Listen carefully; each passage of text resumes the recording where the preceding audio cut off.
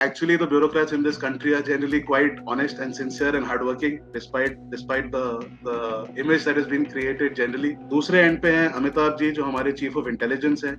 उनको खबर आई है कि इंडिया के अगेंस्ट एक न्यूक्लियर स्ट्राइक प्लान्ड है, जैश के थ्रू हो रही है, एंड द ओनली क्लू. नमस्कार, स्वागत है मोजो स्टोरी पे आपका। आज ये नहीं बोलूंगा कि एक और नए कार्यक्रम में, ये कार्यक्रम क्योंकि अलग है, बाकियों से थोड़ा सा हटके है। आज बेहद दिलचस्प बातें करेंगे, थोड़ी गंभीरता से दूर जाकर एक सफर की बातें करेंगे। सफर ऐसा जो एक व्यक्ति ने तय किया, एक एंटरप्रेन्योर, एक बिजनेस पर्सन होने से लेकर फर्स्ट टाइम ऑथर तक का। आज मेरे साथ जो एक खास मेहमान जुड़े हुए हैं, इन्होंने भी, इन भाई साहब ने एक किताब लिखी, जिस किताब में इन्होंने कुछ रियल इंसिडेंट्स का रेफरेंस लिया और उनके आधार पर एक कहानी, एक डिस्कशन हम लोगों तक पहुंचाने की कोशिश की है एक किताब के माध्यम से। बेहद प्यारी किताब है, मैंने अभी पूरी नहीं पढ़ी है। इन्हीं के माध्यम से जानने की कोशिश करेंगे कि क्या है उसकी कहानी, और उससे इंपॉर्टेंट इनको ये आइडिया कहाँ से आया। और लिहाजा जब पहली बार आप कोई किताब लिखते हैं तो अलग अलग आपके सामने मुश्किलें भी आती हैं, बहुत सी कठिनाइयां आती हैं, बहुत से चैलेंजेस रहे होंगे। पब्लिशर्स को कैसे कन्विंस किया जाता है, ये भी एक बड़ा सवाल होता है। इसके अलावा कितनी क्वांटिटी में किताब पहले पब्लिश की जाएगी, उस किताब की लैंग्वेज क्या रहेगी, एडिटर का रोल क्या होता है, बहुत सारी चीजें हैं इनसाइट्स के रूप में। आज मैं आपको इनसे बात करते हुए बताना जा रहा हूँ। मेरे साथ जुड़े हुए हैं तरुण। तरुण, बहुत स्वागत है आपका हमारे शो पर, welcome. Thank you for having me. आपको ये आइडिया कहाँ से आया? आपने बताया कि लॉकडाउन में मैंने लिखना स्टार्ट किया। इस किताब की जर्नी पे थोड़ा सा आते हैं कि कैसे ये आइडिया जनरेट हुआ सबसे पहले, एंड उसके बाद फिर वो प्रोसेस क्या था जब आपके पास एक आइडिया आता है, फिर आप उस आइडिया को धीरे धीरे धीरे धीरे कल्टीवेट करते हैं, and then finally you come to a point when you decide किया ठीक है, I will write it down and then will release it as a book. ये किताब का आइडिया कहाँ से आया, किस बारे में है, थोड़ा सा प्लीज उस पर हमारी ऑडियंसेस को बताइए। किताब का आइडिया आया न्यूज़पेपर से, न्यूज़पेपर के एक आर्टिकल से, जहां दो पेंटिंग की चोरी के बारे में बात हुई थी. भाई तो उस थोड़ा इंटरेस्टिंग लगा, थोड़ा उसमें डीप डाइव किया, थोड़ा पढ़ा. जो पेंटर थे रोरेक, उनके बारे में उसके पहले कुछ पता नहीं था, बट जब पढ़ने को मिला तो समझ में आया कि आदमी लेजेंड था, बिल्कुल दिग्गज आदमी थे. उनकी और उनकी फैमिली की स्टोरी बहुत इंटरेस्टिंग थी. तो थोड़ा बहुत उसमें रिसर्च हुआ, और उस रिसर्च के बेसिस पे लगा कि ये कहानी इंटरेस्टिंग हो सकती है, लिखी जा सकती है. तो एक्चुअली वो पहले 21 दिन में basically first portion of that कहानी लिखी गई, और उसके बाद a lot of the fictional ideas that have been added to the book were then born. कि why don't we include all of these other angles as well?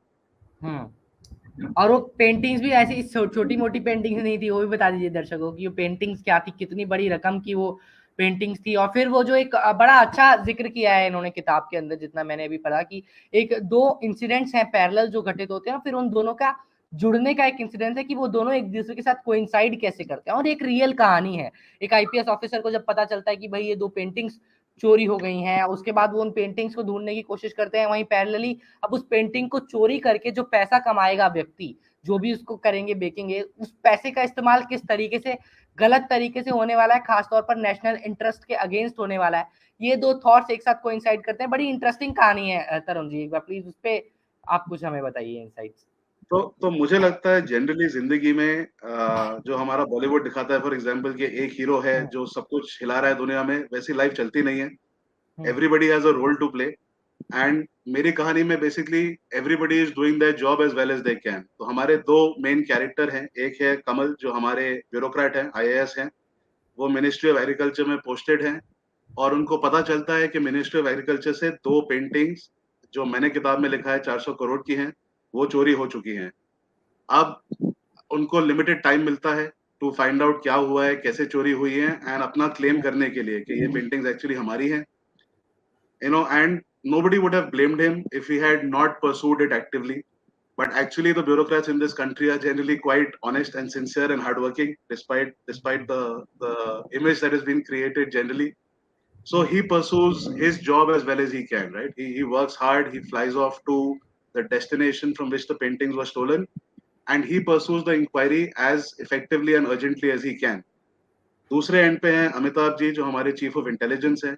उनको खबर आई है कि इंडिया के अगेंस्ट एक न्यूक्लियर स्ट्राइक प्लान्ड है, जैश के through हो रही है, एंड द ओनली क्लू जो उनको मिलती है वो है कि इस source of funding for the nuclear weapons is related to some art in London. बस तो ये दो अपना काम कर रहे होते हैं और इनकी लाइफ इंटरट्वाइन हो जाती है, बिकॉज कमल फोन करते हैं एक बार चीफ ऑफ इंटेलिजेंस को उनकी मदद मांगने के लिए, ये चोर को पकड़ने के लिए। और उस वक्त चीफ ऑफ इंटेलिजेंस को लग सकता है कि हो सकता है यही लिंक है उस फंडिंग की सोर्स का, तो वो भी जुट जाते हैं इसको पकड़ने में एंड साथ काम करके उसको पकड़ते हैं, which is from where the book takes off to the next secret that it contains, which if I say on this particular chat will be quite a spoiler for the book.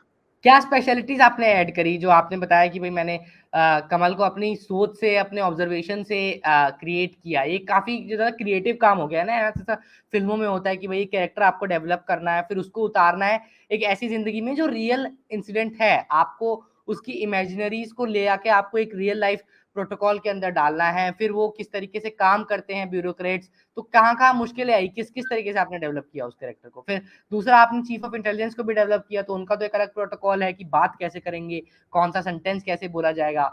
ये काफी interesting रहा होगा आपके लिए। जहां तक मेरा experience है, जनरली अपना पूरा एडमिनिस्ट्रेटिव मशीनरी जितना कम बोल सकता है उतना कम बोलता है in any interaction, but I think all of them appreciate that they have certain responsibilities and therefore they wield certain influence and power. And कोशिश यही रही है कि in my conversations through that book, that attitude that they have in terms of what they do comes out in the way they speak to people, right? So it works both ways. One, you have to get people to work with you, in which case you have to be more persuasive. And the other way is where you can bully people into doing work for you because you control their fate. And both of those things do come out in this book, both for Kamal and for Amitabh, right? Amitabh being chief of intelligence, you would expect कि आदमी behind the scenes है, अपना काम कर रहा है, he controls a lot of power in the country. अच्छा, but ये you कैसे never चीफ ऑफ इंटेलिजेंस है कि बहुत ऐसा स्ट्रांगली बिल्ट है और गन वन चलाते हैं और जिम विम जाते हैं, वो वाले हैं, या फिर ये थोड़ा सा अब ऐसे हैं कि अब सीनियर हो गए हैं तो थोड़ा माइंड इनका बहुत शार्प है? किस तरीके का कैरेक्टर आपने बिल्ड किया है? वो माइंड तो शार्प होगा ही, नो डाउट, हार्ड वर्किंग होंगे, नो डाउट, उसके बिना तो कोई इस पोजीशन को ऑक्यूपाई कर नहीं सकता। बट मुझे लगता है any good intelligence operative of any sort at any level should be somebody who looks like me and you, right? कि वो किसी भीड़ में खड़ा हो तो वो किसी भी तरह से स्टैंड आउट ना करे, बस कॉमन मैन है जो धीरे धीरे करके अपने लेवल पे आए हैं और उस एक्सपीरियंस के साथ, उस पावर के साथ, उस अथॉरिटी के साथ अब इंडिया का इंटरेस्ट बचा सकते हैं।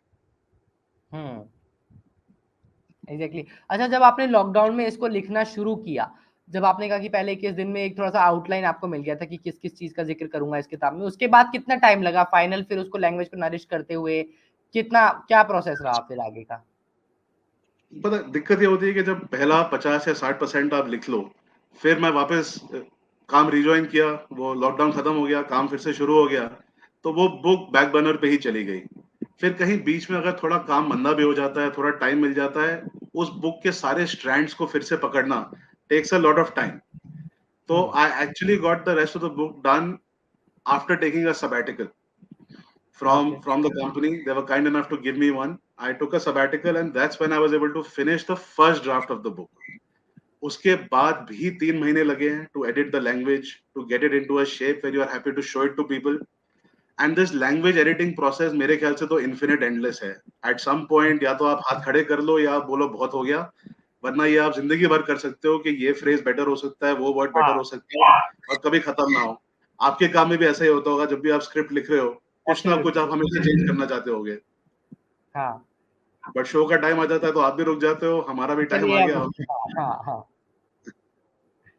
अच्छा, publishers just to finish that, I would say actual writing time maybe 12 हफ्ते, but spread over nearly 2.5 years. मतलब एक्चुअल आप कहेंगे उसको, लेकिन पूरा प्रोसेस लगते लगते 2.5 साल लगभग आपको लग गया, जो एक लंबा टाइम है। मतलब मुझे लगता है फर्स्ट टाइम ऑथर के लिए तो काफी पेशेंस की भी बात हो गई होगी। आपका कैसा एक्सपीरियंस रहा, पहली बार आपने कोई किताब लिखी है? Now how do you feel? क्या आप और कुछ नई चीजें लोगों के लिए लेके आने वाले हैं, या वो इस किताब की सक्सेस पे आप फिर डिसाइड करेंगे? What are your plans and how do you feel after, I mean this is your first book which has been published? So honestly, I'm writing a second book, and I'm writing it Okay, you have because already started writing your second book. I have already started writing my second book. Now I'm unemployed. I don't have a job to go to, so I have more time on my hands. I am writing a second book because I think I have a second nice story to tell.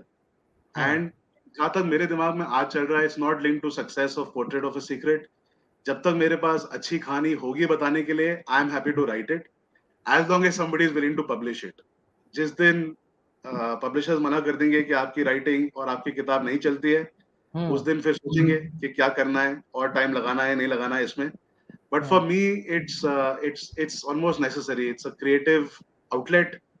तो लिखने में मजा आता है, story बनाने में मजा आता है, लोगों को पढ़ाने में मजा आता है, तो होपफुली एटलीस्ट वो तो रहेगा और कुछ ना कुछ तो लिखते रहेंगे.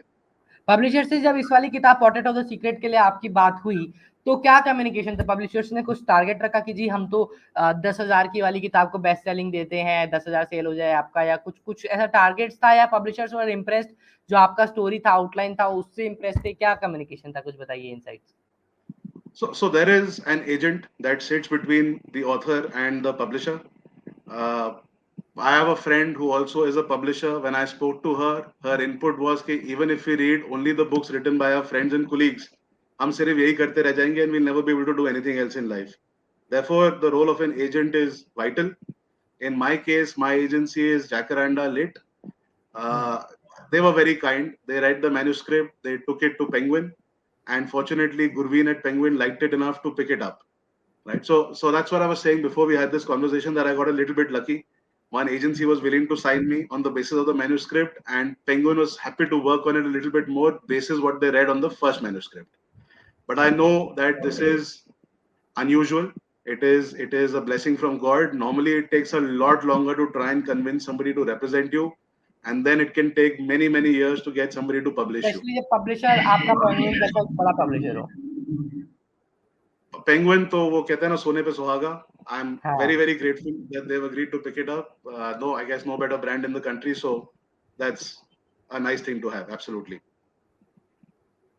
तो अब आप जो अगली किताब लिख रहे हैं उसके लिए भी आप इसी तरीके से अप्रोच करने वाले हैं ना? You have some other plans की थोड़ा सा उसको कमर्शियलाइज ज्यादा किया जाए? अब तो लोग वेब सीरीज के लिए भी अब अपनी राइटिंग्स को भेजने लगे हैं कि चलिए अब ओटीटी पे वेब सीरीज आ रही है तो अपनी किताब वहां भेज दी. बहुत सारे ऑथर्स की राइटिंग्स के ऊपर अब ओटीटी पे भी और मूवीज भी बनने लगी हैं. तो आपके फर्दर राइटिंग के प्लान क्या है कि क्या आप अपनी राइटिंग को थोड़ा ज्यादा कमर्शियलाइज करना चाहते हैं, या फिर उसके अपोजिट आप राइटिंग थोड़ा और ग्राउंड में ले जाना चाहेंगे कि थोड़ा जो रूरल लोग हैं उन तक भी बात पहुंचे, उनको कम से कम वो थॉट समझ में आए कि भाई कहना क्या चाह रहा है author?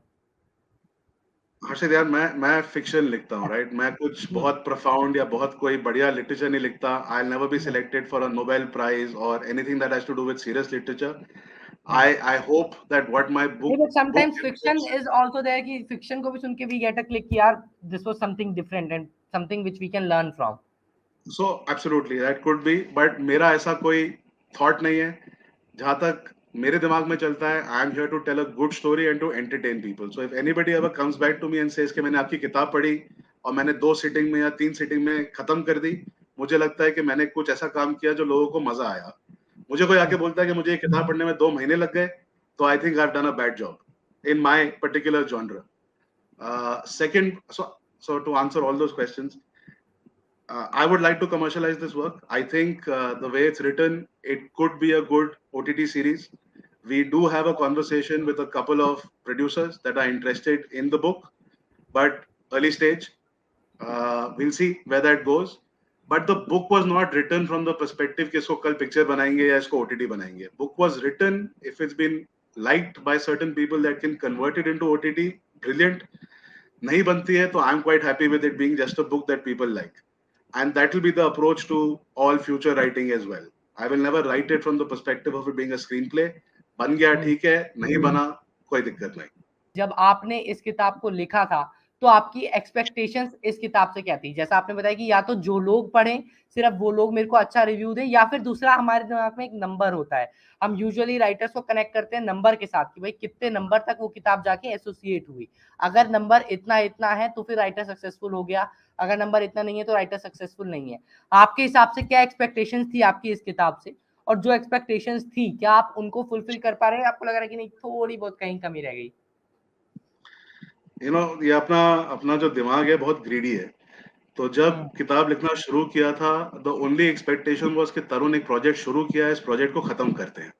Let us get a book that is readable by people. उस वक्त तो ये भी नहीं सोचा था कि पब्लिश हो जाएगी, बस लिखना शुरू किया था।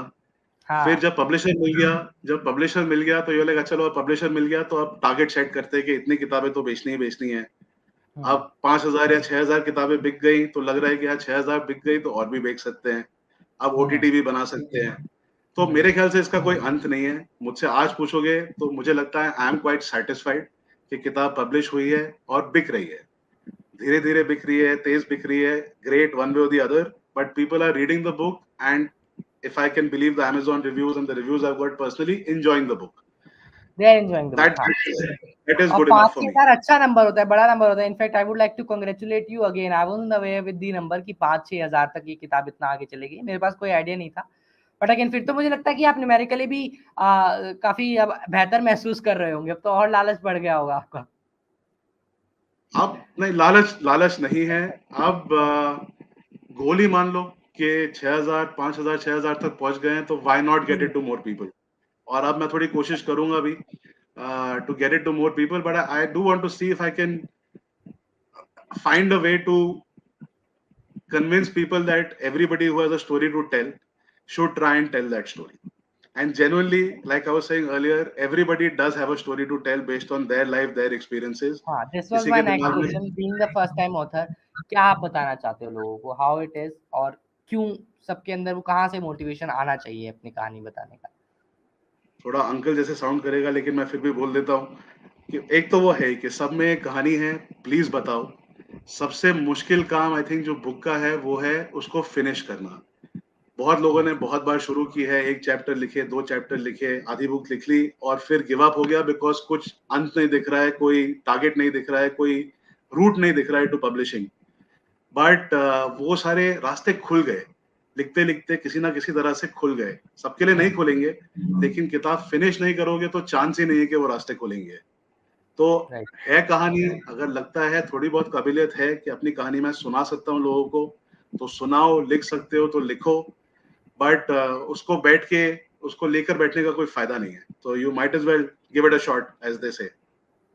राइट। तो लास्ट सवाल तरुण, जब आप बोल रहे हो कि मैं और लोगों तक पहुंचाना चाहूंगा और जिन लोगों के पास अपनी कहानी है वो लिखनी चाहिए, आपकी जो किताब है पोर्ट्रेट ऑफ सीक्रेट, क्यों पढ़नी चाहिए लोगों को? अगर आप 3 सेंटेंस में या सीधा सीधा डायरेक्ट पॉइंट अगर किसी को सिर्फ बताना चाहें, जो हमारे नए दर्शक हैं जो शायद अभी इस किताब तक नहीं पहुंचे, हमारे इस वीडियो के माध्यम से वो पहुंचे, तो आप उनको क्या कहना चाहेंगे, क्यों ये किताब पढ़नी चाहिए नए दर्शकों को, नए रीडर्स को इनफैक्ट?